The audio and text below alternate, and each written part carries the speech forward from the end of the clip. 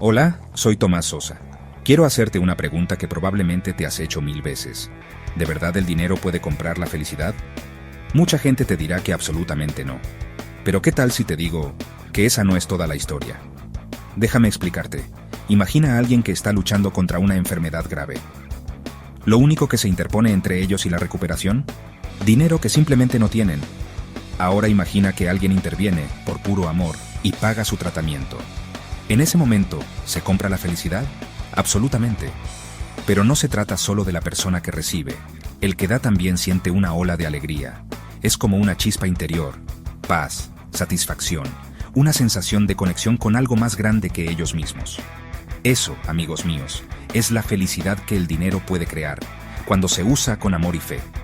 Mira, el mundo nos ha enseñado a temerle al dinero, a verlo como la raíz de los problemas. Pero el dinero es solo una herramienta. Se trata de cómo lo usas. Usado con un corazón generoso, puede sanar, elevar y transformar vidas, incluida la tuya. Cuando das sin esperar nada a cambio, en realidad estás viviendo una de las enseñanzas más grandes de la historia. Ama a tu prójimo como a ti mismo. Esa no es solo una frase bonita, es un camino hacia la verdadera alegría. ¿Y adivina qué? El universo lo nota, Dios lo nota. Los actos de amor nunca pasan desapercibidos. La Biblia dice, el que se apiada del pobre presta al Señor, y Él le pagará su buena obra. Realmente creo eso.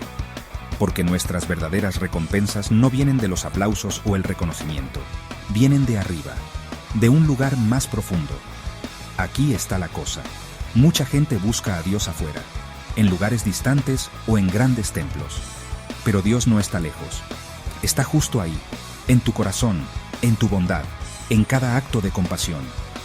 Jesús dijo, bienaventurados los limpios de corazón, porque ellos verán a Dios. Y lo decía en serio.